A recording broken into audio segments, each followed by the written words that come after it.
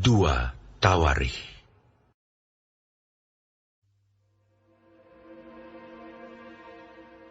Dalam tahun ke-18 zaman Raja Yerobeam, menjadi rajalah Abia atas Yehuda. 3 tahun lamanya ia memerintah di Yerusalem. Nama ibunya ialah Mikaya, anak Uriel dari Gibea. Dan ada perang antara Abia dan Yerobeam. Abia memulai perang dengan pasukan pahlawan-pahlawan perang yang jumlahnya 400.000 orang pilihan. Sedangkan Yerobeam mengatur barisan perangnya melawan dia dengan 800.000 orang pilihan, pahlawan-pahlawan yang gagah perkasa. Lalu Abia berdiri di atas gunung Zemaraim, yang termasuk pegunungan Efraim, dan berkata, "Dengarlah kepadaku, Yerobeam dan seluruh Israel. Tidakkah kamu tahu bahwa Tuhan Allah Israel telah memberikan kuasa kerajaan atas Israel kepada Daud dan anak-anaknya untuk selama-lamanya dengan suatu perjanjian garam. Tetapi Yerobeam bin Nebat, hamba Salomo bin Daud, telah bangkit memberontak melawan tuannya. Petualang-petualang, orang-orang Dursila berhimpun padanya. Mereka terlalu kuat bagi Rehabiam bin Salomo, yang masih muda dan belum teguh hati, dan yang tidak dapat mempertahankan diri terhadap mereka. Tentu kamu menyangka bahwa kamu dapat mempertahankan diri terhadap kerajaan Tuhan yang dipegang keturunan Daud. Karena jumlah kamu besar, dan karena pada kamu ada anak lembu emas yang dibuat Yerobeam untuk kamu menjadi Allah. Bukankah kamu telah menyingkirkan imam-imam Tuhan, anak-anak Harun itu, dan orang-orang Lewi, lalu mengangkat imam-imam menurut kebiasaan bangsa-bangsa negeri-negeri lain? Sehingga setiap orang yang datang untuk ditabiskan dengan seekor lembu jantan muda dan 7 ekor domba jantan dijadikan imam untuk sesuatu yang bukan Allah. Tetapi kami ini, Tuhanlah Allah kami, dan kami tidak meninggalkannya. Dan anak-anak Harunlah yang melayani Tuhan sebagai imam, sedang orang Lewi menunaikan tugasnya, yakni setiap pagi dan setiap petang mereka membakar bagi Tuhan korban bakaran dan ukupan dari wangi-wangian, menyusun roti sajian di atas meja yang tahir, dan mengatur kandil emas dengan pelita-pelitanya untuk dinyalakan setiap petang. Karena kamilah yang memelihara kewajiban kami terhadap Tuhan, tetapi kamulah yang meninggalkannya. Lihatlah, pada pihak kami Allah yang memimpin, sedang imam-imamnya siap meniup tanda serangan terhadap kamu dengan nafiri isyarat-isyarat. Hai orang Israel, jangan kamu berperang melawan Tuhan Allah nenek moyangmu, karena kamu tidak akan beruntung. Tetapi Yerobeam mengirim suatu pasukan penghadang yang harus membuat gerakan keliling supaya sampai di belakang mereka. Sehingga induk pasukannya berada di depan Yehuda, dan pasukan-pasukan penghadang di belakang mereka. Ketika Yehuda menoleh ke belakang, lihatlah, mereka harus menghadapi pertempuran dari depan dan dari belakang. Mereka berteriak kepada Tuhan, sedang para imam meniup nafiri, dan orang-orang Yehuda memekikkan pekik perang. Pada saat orang-orang Yehuda itu memekikkan pekik perang, Allah memukul kalah Yerobeam dan segenap orang Israel oleh Abia dan Yehuda. Orang Israel lari dari depan Yehuda, tetapi Allah menyerahkan mereka ke dalam tangan Yehuda. Abia dengan laskarnya mendatangkan kekalahan yang besar kepada mereka. Dari orang Israel mati terbunuh 500.000 orang pilihan. Demikianlah orang Israel ditundukkan pada waktu itu. Sedang orang Yehuda menjadi kokoh karena mereka mengandalkan diri kepada Tuhan, Allah nenek moyang mereka. Abia mengejar Yerobeam dan merebut daripadanya beberapa kota, yakni Betel dengan segala anak kotanya, Yesana dengan segala anak kotanya, dan Efron dengan segala anak kotanya. Tak pernah lagi Yerobeam mendapat kekuatan di zaman Abia. Tuhan memukul dia sehingga ia mati. Abia menunjukkan dirinya kuat. Ia mengambil 14 istri dan memperanakan 22 anak laki-laki dan 16 anak perempuan. Selebihnya dari riwayat Abia, langkah-langkahnya dan titah-titahnya tertulis dalam kitab sejarah Nabi Ido.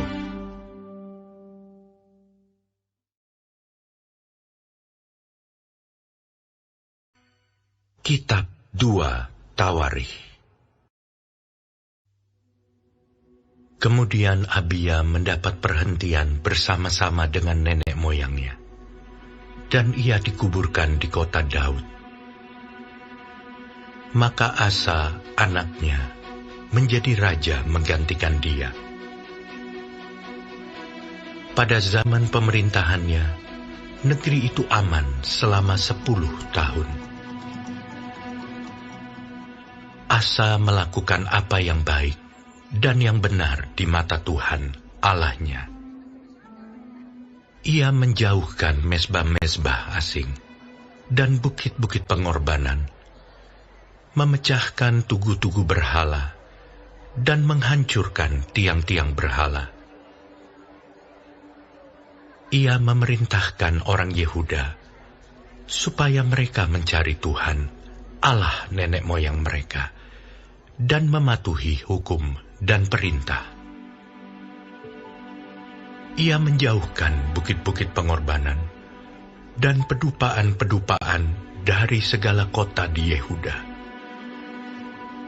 Dan kerajaan pun aman di bawah pemerintahannya. Karena negeri itu aman dan tidak ada yang memeranginya di tahun-tahun itu, ia dapat membangun kota-kota benteng di Yehuda. Tuhan telah mengaruniakan keamanan kepadanya. Katanya kepada orang Yehuda, "Marilah kita memperkuat kota-kota ini dan mengelilinginya dengan tembok beserta menara-menaranya, pintu-pintunya, dan palang-palangnya.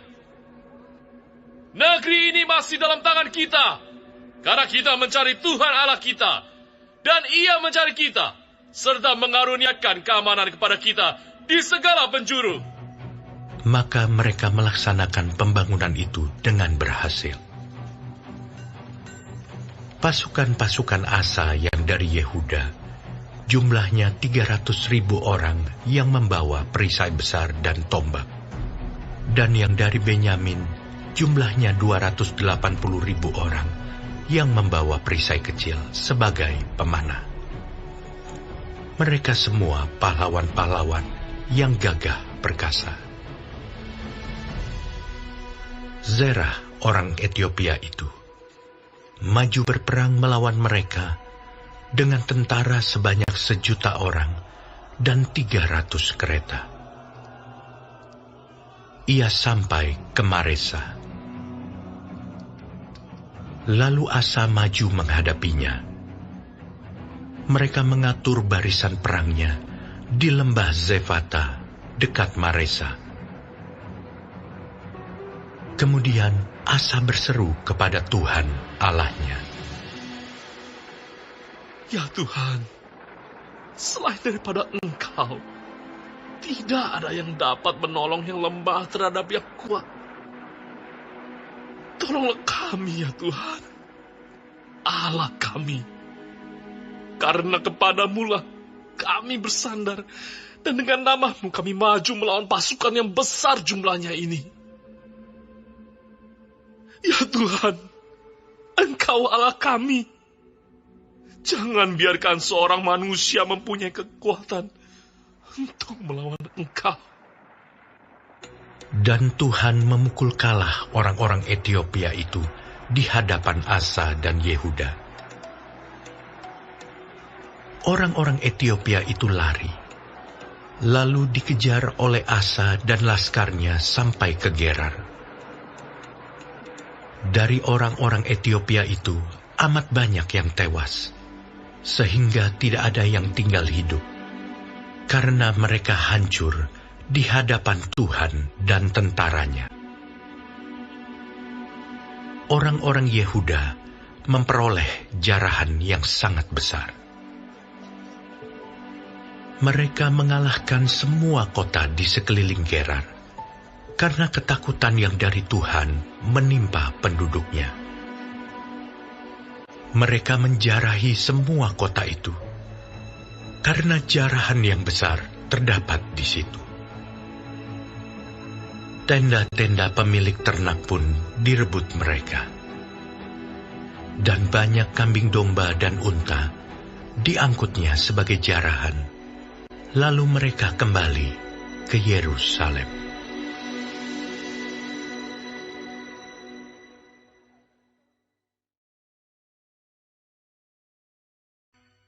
Kitab 2 Tawarikh.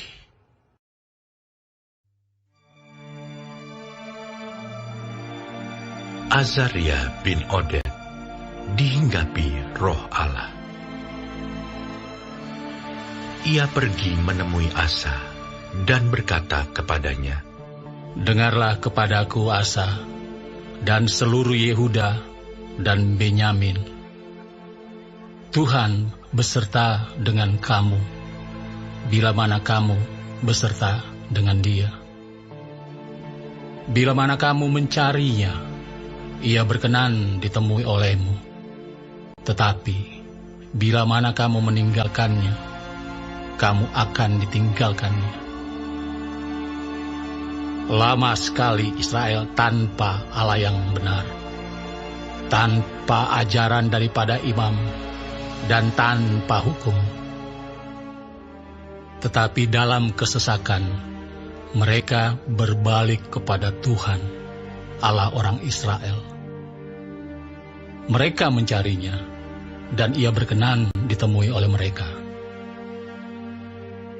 Pada zaman itu, tidak dapat orang pergi dan pulang dengan selamat, karena terdapat kekacauan yang besar di antara segenap penduduk daerah-daerah.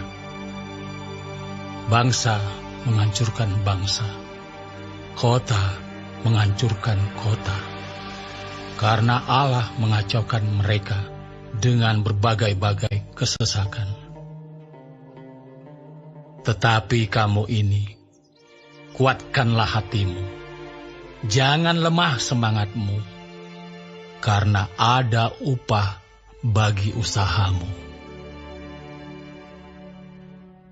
Ketika Asa mendengar perkataan nubuat yang diucapkan oleh Nabi Azaria bin Oded itu, ia menguatkan hatinya dan menyingkirkan dewa-dewa kejijikan dari seluruh tanah Yehuda dan Benyamin, dan dari kota-kota yang direbutnya di pegunungan Efraim.